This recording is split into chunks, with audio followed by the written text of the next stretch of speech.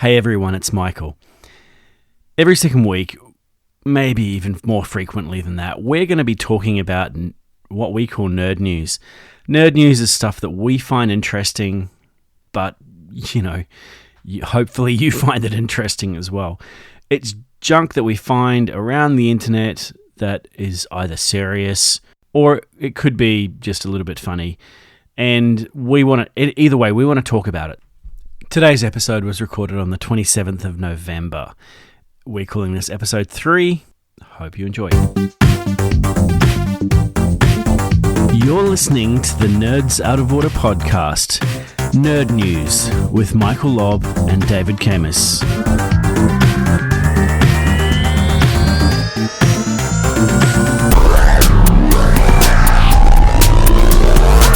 Nerds Out of Order is a podcast brought to you by two tech professionals and longtime friends, Michael Lobb and David Camus. Both have worked in various technical careers and have switched to running and owning businesses, taking them out of their little fish ponds into oceans of sharks. David, he runs One Bright Cloud and has a view towards a future where AI is commonplace and autonomous vehicles run around providing transportation to your location with the smallest energy footprint. And Michael runs TeamScale, whose mission is to reduce the risk in software development projects, probably similar to the ones that I'm trying to implement with the AI. But he's allowing the visionary founders and talented developers to deliver amazing software on time and on budget. From time to time, we'll be joined by guests ranging from business to technologists and every role around that. We challenge our own perspectives and try to see things from each other's perspective. You don't need to agree, as we often don't agree with each other. But after listening to this podcast, you will definitely have an idea about the subjects we're talking about. So speaking of those subjects, the first topic, you've got an idea. What have we got for us today? Well, the first one off the rank today is Chernobyl. Now, I don't know if you've seen some of the news articles going around, but Chernobyl's control room is going to be open for tourists to have a little squint around at what it was like however many years ago. What are your thoughts on that, first of all? Well, I imagine there'll be a lot of radiation. I heard that they're only going to let you in for 5 minutes at a time before you have to get the hell out. I've actually been to a nuclear power plant, and it's not often that you get to go inside one of these things, but this power plant was decommissioned before it went live, so you can actually walk through the entire reactor. But the real gem was walking into the control room where it was all 1970s, I think, technology, and there's still the computer had a dot matrix printer, not a screen. There were hand phones with spiral cords on them, just switches and buttons all over the place. That control room is amazing. What was even more incredible about that control room is the number of manuals that were in place to run that control room. So one wall was covered in ring binders full of paperwork to have where they had all of the processes for running that nuclear power plant. Now that's pretty cool. Obviously, if you tried to rebuild a nuclear power plant now, you would have computers controlling most of that. There wouldn't be any buttons all over the walls, and you'd probably have those manuals in some sort of internal documentation system. But just looking at all of these buttons and who must have wired those up, I wouldn't mind seeing Chernobyl's one, but I don't know if I'd go that close to it. What about you? Well, I have to say Chernobyl has been on one of my bucket lists, but actually going into... Hang on, one of your bucket lists. How many bucket lists have you got? I have a number of bucket lists, each on different continents. For each personality. Each different personality I have. But Chernobyl's one actually took most of the brunt of the explosion, if I remember right. And to be able to go in that, even for 5 minutes, would raise my hairs on my arms, if not singe my hairs on my arms. But it would, as you say, it would be very interesting to see it. And I don't know what nuclear reactor control rooms are like nowadays. would be interesting to get someone on the show to actually tell us what it's Do like. You know anyone? No, but I'm sure I know of somebody who knows of somebody to get into here. Oh, if you're listening and you run a nuclear reactor and you want to show us around, give me an email. That would be even better if we could go there and have a look around a live one. We don't have any in Australia, so we'd have to pop across to Asia. So, but yeah, I would be very interested in going across. I know that a number of the areas around Chernobyl are still well and truly off limits, and they're closed to all public. But you can wander around the old town and the old playgrounds and the school, and you can even go into the fairground that was there at the time, because everything has literally been left as it was when they removed everybody. But I think if I was asked, I would probably do it. If you had the chance, you would do it. If someone gave me the chance and they asked me and I was around Russia, I would probably do it. Yes. I think I would, just for the sake of saying I've been there and done that. Well, let's book this time in for the next year where we can do this podcast directly from Chernobyl. Whoa.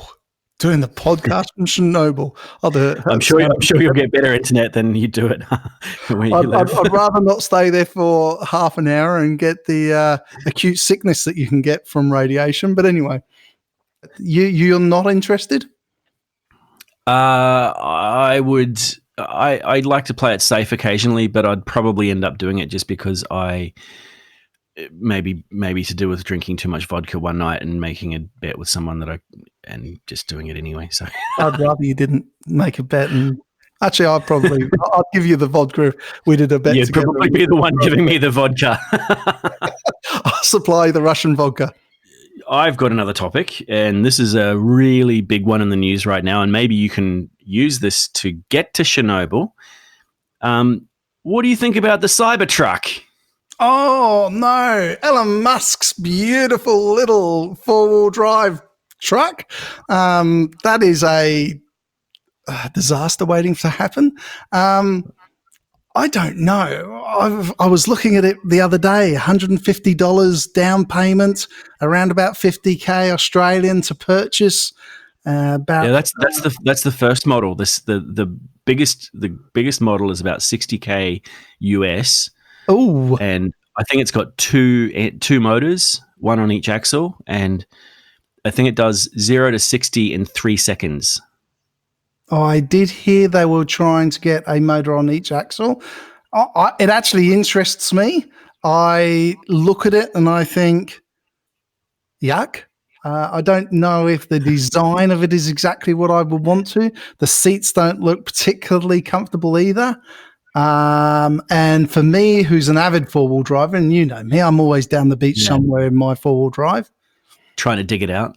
No, I don't get bogged. I don't know what the wading capability of one of these beasts would be, especially if you've got that much battery power underneath your seat and you're underwater. It would make me think a few times. Well, for people like you who goes out four-wheel driving and camping a lot, there's actually a photo or a video on the Cybertruck website where they have a tent attached to the tray and a barbecue stuck to the side of it and a bunch of camping gear around it.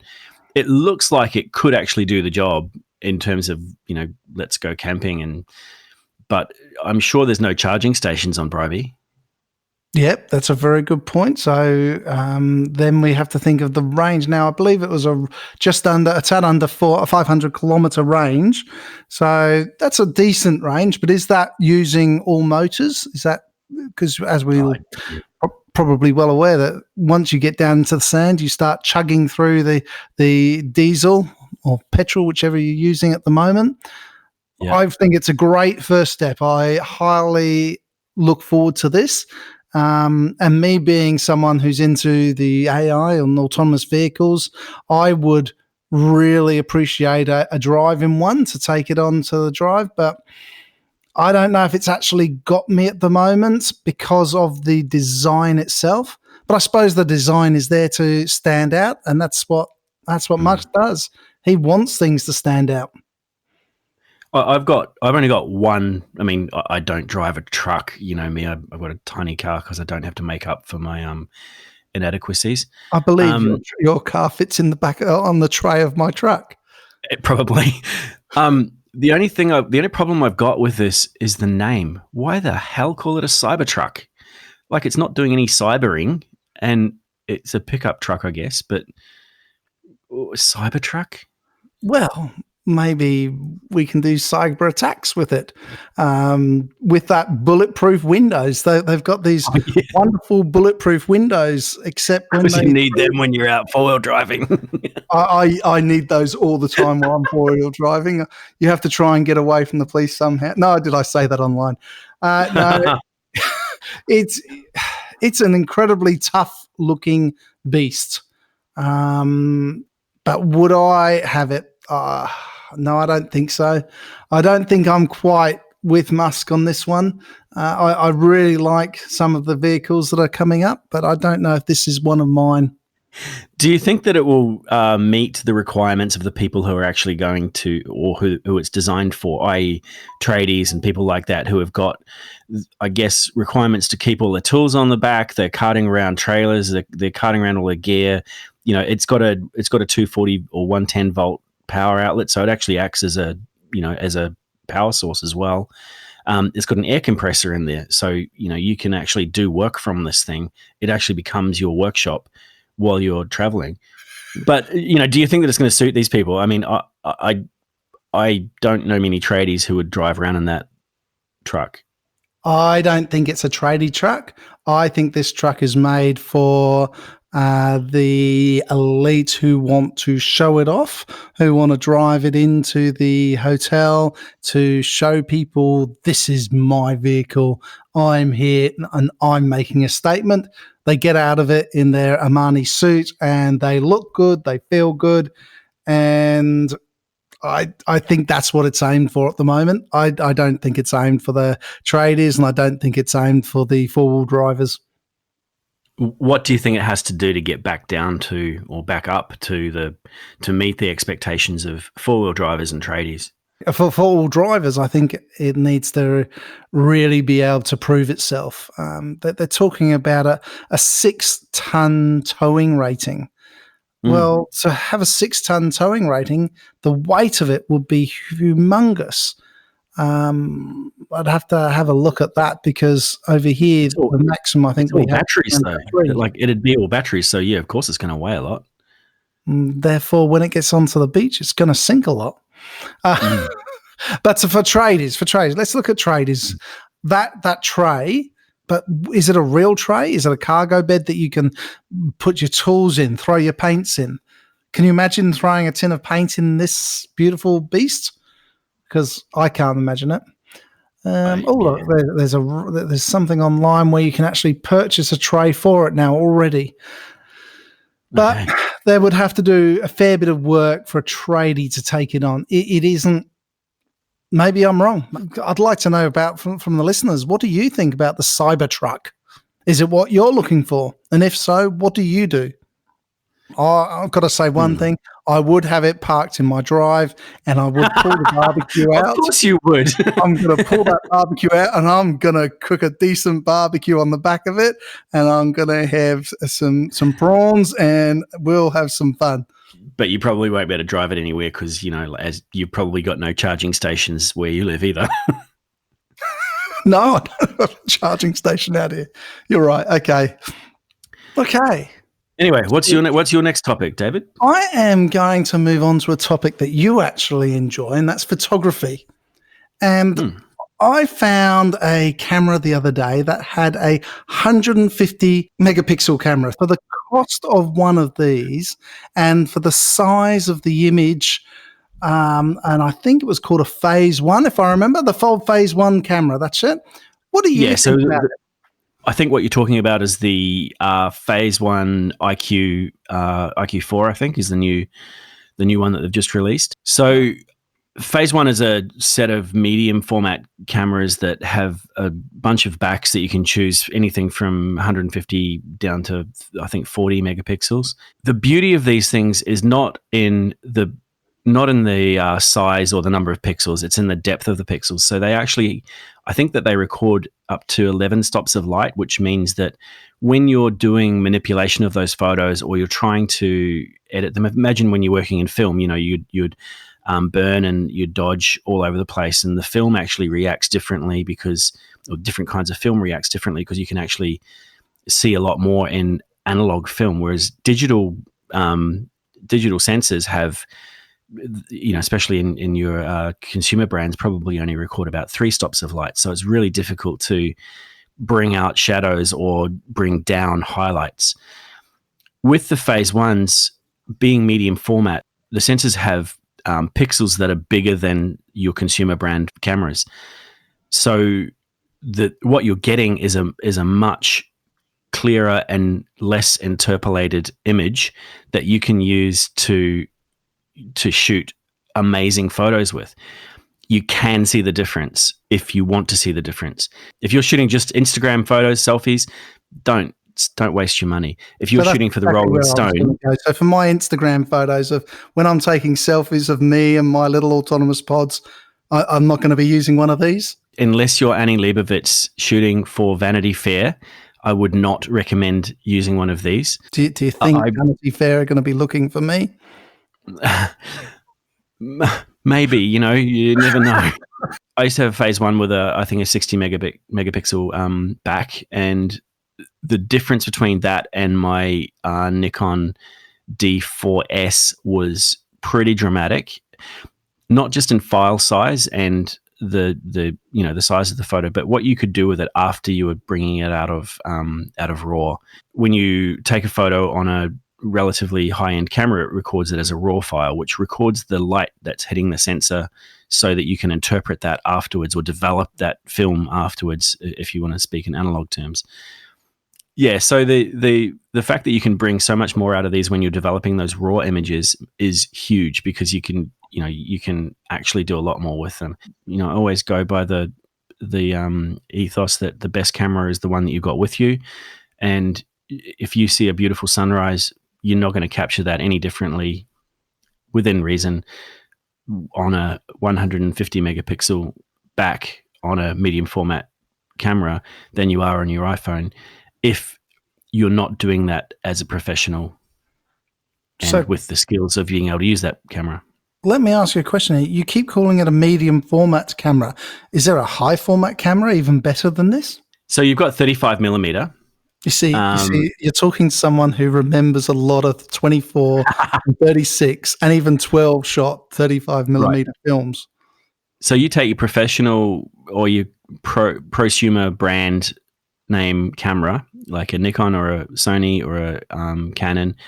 They'll have a 35 millimeter sensor in it, or the equivalent of a 35 millimeter sensor. When you put a 50 millimeter lens on there, it should kind of be, in proportion.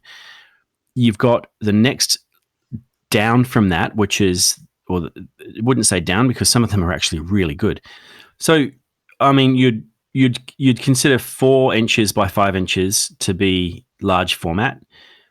35 millimeters is obviously your standard full frame. And then anything in between 35 millimeter and large format is considered medium format. And if anybody out there doesn't believe that Michael has a passion for photography, just listen to him go. Oh God, that's used up our entire 30 minutes. That would not surprise me. So just to be clear, have you got any feedback on that? Would you use 150 megapixel back on your $16,000 phase one camera? Would I do it? First of all, I don't think I'd ever have a phase one. Now, here's a question. Not a question. I love taking photography. I do a lot of underwater photography. I'm a wannabe photographer. I would love to take some more and have time to actually put into it, and then to be able to try and sell my photographs along with 150 million other people who are out there at the moment. But I would enjoy taking some photographs. I'd like to take photos of the sky through binoculars or a telescope. That would be interesting, but that probably would end up as large format, I think. Well, No, what you do is stitch the photos together. So you'd probably set up your camera to take partial photos of sections of the sky and then stitch them all together. And there's actually one, if you look online, there's one that is, I think it's like, it's a ridiculous amount of, it's ridiculous, but it's the night sky, and I think it's something like 2,000 images all stitched together to form a massive, huge image of the night sky in the Nevada desert or something like that. That would be a wonderful photographer who took that. But it takes a lot of care and patience. One of the things that people forget about photography, and sorry to rant on about this, and I'll probably have to cut most of this out later. What they forget is it's not actually about the camera it is a little bit about the camera they're using, but it's actually about light.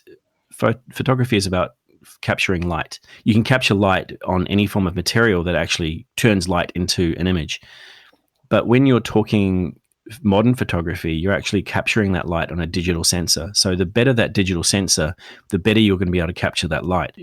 I'm not saying everyone should go out and spend $100,000 on a new camera, but a lot of the new medium format cameras are actually really good at capturing light, and that's what we want to do. You don't need to spend a lot of money to do that, but you do need to understand how to use that.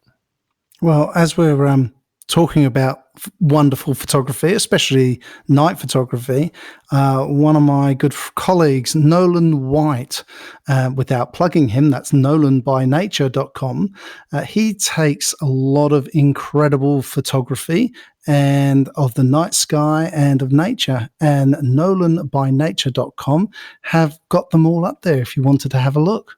Now that we've used up all my time, I have another topic. There is a student in the Philippines has turned poo into bricks to build houses out of.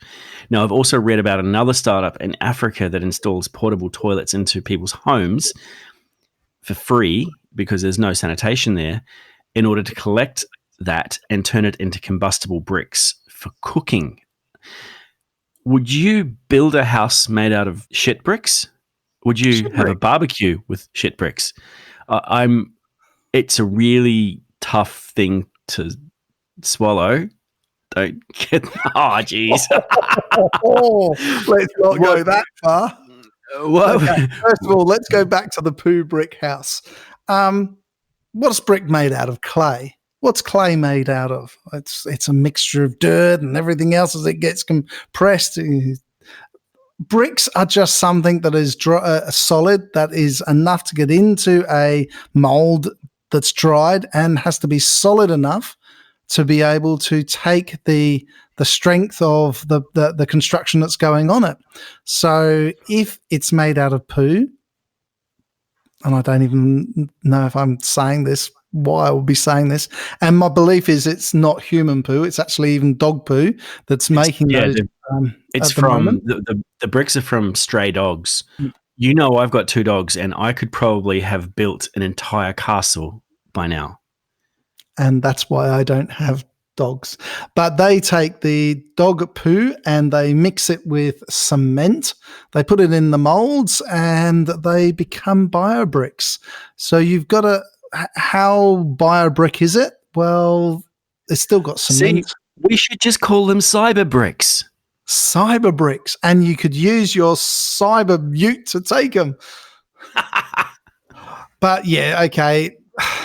I would say by the time they're dried, they're definitely not smelly.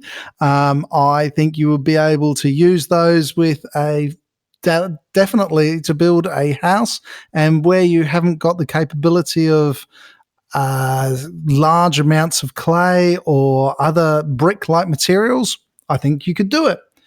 Now, you were talking about poo barbecues, which is another and this is human poo. And this is in Africa, did you say? I believe it's in Africa. Yeah, I heard it on the I think it might have been Deutsche Welle. Okay, so Africa, they're putting human poo, so they must be putting toilets out, little probably portable toilets into homes that don't have toilets or facilities. They're looking after people from that point of view. They're then taking that excrement and they are turning into some form of combustible brick. So they would have to dry it out completely and it would turn into a little coal, and that coal would then get heated up and you'd cook your steak on it. I do believe that there's a hell of a lot of treatment that goes in beforehand, and I have to find the article on this, but the way that they made it sound, it didn't have any, I mean, there's no smell, it's just basically like cooking with coal. You burn the coal and you have a grill on top that you put your food on top of. So it's not actually touching the bricks, and even if it was, the bricks are clean and turned into some form of, burnable, combustible stuff.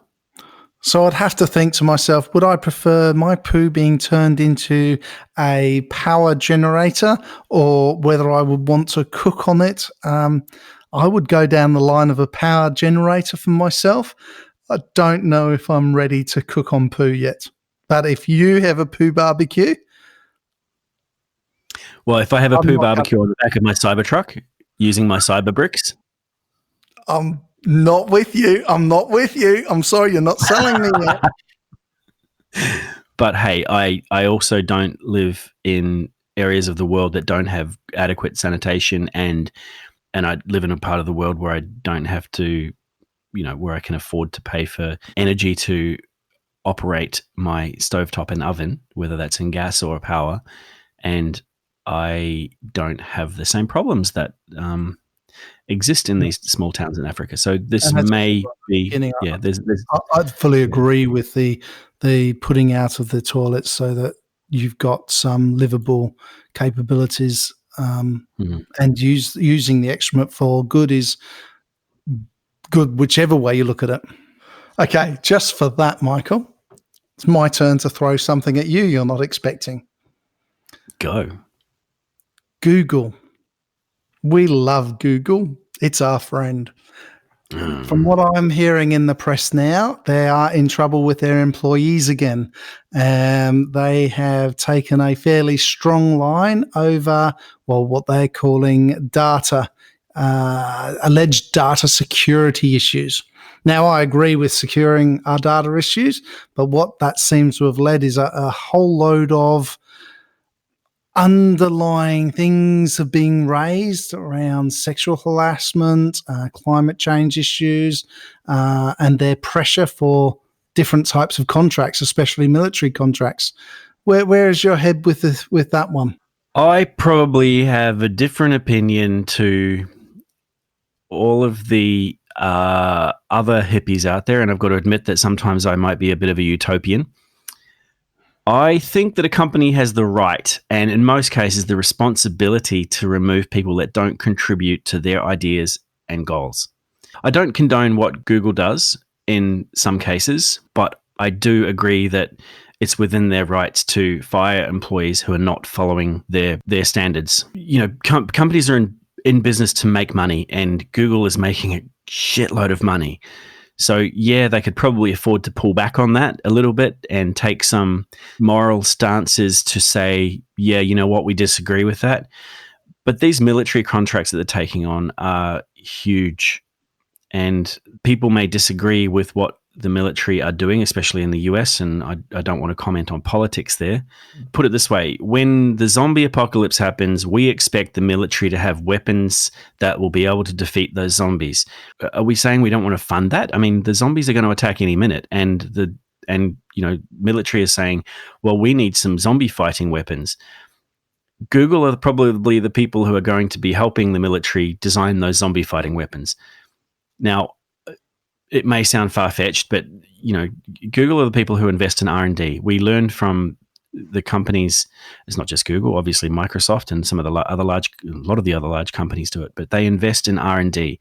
They learn about these things. They pass their ideas on, and sure, they contribute to causes that we don't necessarily believe in. It even comes down, as you're talking about, autonomous vehicles and the Google car. There is many people who don't believe in that. But I myself believe that we will have autonomous cars on our roads very, very soon. And who's going to drive that R&D? It's going to be military use. That all of the autonomous vehicles at the beginning were R&D through military use. It was the military funding that started. And people don't agree with that. People don't agree with funding military, but the like you said, the military created or gave an industry to autonomous vehicles because they need to send vehicles into areas that are unsafe for people to fly or drive or crawl through.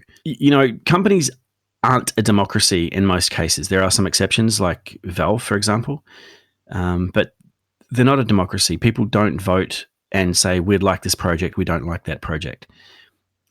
If you don't like the company you're working for and you don't agree with what they're doing, and you're in a position of privilege where you can afford to leave your job because you don't agree with the ethics of the company that you're working for, then that's your call. These companies are bringing about a lot of change in the world, and that's really important to the future of the world. It's really important to help feed the world, protect the people, explore the world, explore new ways of doing things. And if we don't do that, then we may as well go back to just living beside campfires and eating plants. In your Cybertruck. In your Cybertruck with your cyber bricks. With your poo bricks. You just said then that you have the right to leave. I'd also point out that if you didn't have the will to work for a company like that, and you didn't work when you were meant to be for a company like Google, and you weren't putting the effort in, I fully agree, as well as you do, that you should be removed from the company. You and I both have small companies, and neither of us can afford to take somebody on the journey who has no interest in being there. So that's looking at it from our little point of view. I look at it from a larger point of view, such as Google, Microsoft. If you're there to cause hassle and not to work, and you don't agree with what we're doing, or they're doing in their case, then I'm going to show you the door, which is exactly what they've done. Now, there is a really big group of people who do have a say over what Google does, and that's their customers. It's my right as a customer to say to Google, I don't agree with you backing this particular cause or not putting enough effort into that cause. I would prefer to go with this other company that does have interests in saving the planet or ensuring that people's democracy was preserved and people's rights were preserved. I don't agree that employees always have the right to tell a company what to do. I do agree that they have the right to discuss and to question and to bring in arguments about what, in fact, that should be encouraged in every company. We do have to have that conversation. But at the end of the day, the company is there. The entity called Google or Alphabet is there to make money. And they're doing that by investing a lot of money into R&D, which is applied to military purposes. And I know that these security breaches that they mentioned were to do with various protests around the military contracts that they were planning on. So for me, most of those employees are also customers of Google. Pull your custom out. Let's say Netflix decided that they didn't agree with something that Amazon was doing. Netflix is a huge customer of Amazon. If they pulled out of Amazon and went to, say, Microsoft or Rackspace or one of the other big infrastructure as a service providers, then Amazon would have to think, what, maybe that cause is something that we should also be fighting for, and they can have that discussion. So I do agree that employees have the right and in fact the need to discuss and to question and to bring things up like that, but they don't have the right to breach data privacy rules set by a company that goes against their own contracts that they have with the company to work there. And I think we both agree, if there's any truth in the sexual harassment or anything else going on that are way outside of the HR realm, we would completely disagree with that going on. It should not go on, and we would stand up for anyone fighting for those rights. It's intolerable. And while we're having a rant on some of these larger companies, I'll just have a rant because my Netflix has now lost my Disney channel, my Disney movies to the new Disney channel, which means my children now don't have a Disney channel, which makes it much harder for me to keep them quiet. The never-ending story about streaming providers. So, Yes. which streaming providers you have? You've only got Netflix? Only have Netflix. We don't have anything else, and I only got Netflix because of one particular series, and that was The Crown, and that was the only reason we even got Netflix. So I've had Netflix for a couple of years now, and it's been brilliant. I've also had Stan from time to time because that's got brilliant shows on it that I like. But when in the off season, I turn Stan off and I go to Amazon Prime. Because Prime Video has other series that I'm really interested in, like The Boys, for example, which I thought was an amazing show. And recently I've got Disney Plus because I want to see The Mandalorian. And I need my, as a new Star Wars. So, of course, I'm going to get that.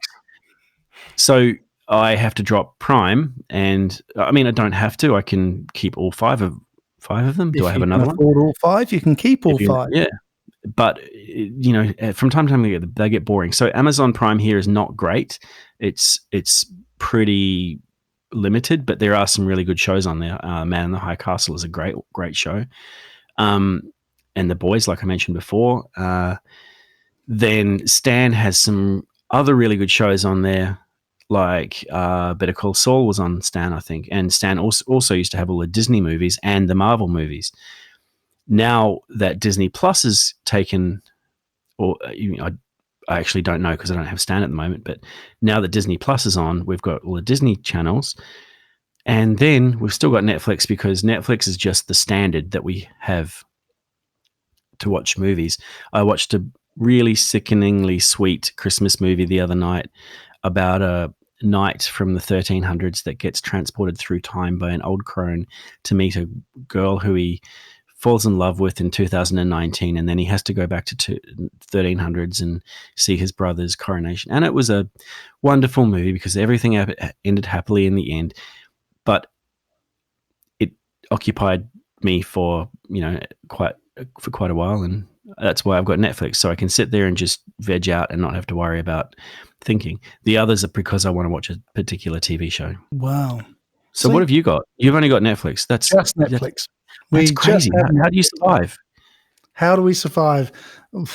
Easily. We send the children outside to play games, and I don't even watch Netflix that much. So that's the scary thing. It's the others, the children who use it most of the time. I that was one movie that I watched the other night, but the only time I really watch Netflix is when I'm on a plane and I download a series of TV shows, and I watch I binge watch that season on the 8-hour flight to Singapore, and arrive in a horrible state. Should have got sleep and didn't, and that's what Netflix does for you. I wouldn't do that. I'd use the aircraft. I tend to use the aircraft one a lot. Yeah, but I fly budget. Jetstar and Scoot all the way, man. Jetstar go. I'm a Virgin flight. Virgin. And of course, we try to go business class, but that's more difficult. Yeah, Michael, we should leave this here, I think. I've got one more. Oh, no. Another surprise one. Go for it. So, perineum sunning is the wellness trend that's hitting the big time. One woman on Instagram has said that it's more energizing than a morning coffee. She says that that 30 seconds of getting, let me just put it straight. 30 seconds of getting sun up your bum is better than a whole day in the sun, she says. I was just about to say, let's clarify what we're talking about. We are talking about perineum sunning, or butt chugging, or getting the sun on your bum. Yep. What do you think?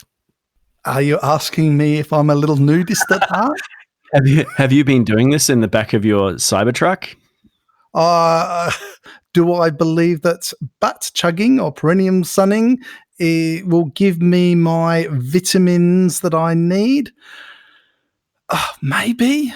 We all know that the sun gives you a lot of vitamins. So for people to take this on, hey, go for it. I have no trouble with it. I think it would heal your body. There are certain parts of my body that will probably never get sunburnt, and I would not get them sunburnt in Australia. Michael, what about you? So a doctor in Sydney, Dr. Sam Hay, in this article says that the perineum sunning trend is simply promoting something significantly beyond people's comfort zones for absolutely no benefit. My opinion is that this trend represents all that is wrong with humanity. I think that's all I've got to say about that. Instagram trend. This is a trend for Instagram photos that are a little or a little risque, and it's an excuse to be nude on Instagram and using wellness as an excuse. Should we leave it there? I think we should leave it there because I think we both agreed that this isn't the direction to go in. Okay. With all of that, I hope you have enjoyed this podcast because it's been quite fun. Please subscribe using your favorite podcasting software. Make sure you comment and let us know what you have had about today and rate us. Anyway, check out the show notes for any links mentioned today, and we'll see you next week. Thank you very much, everybody.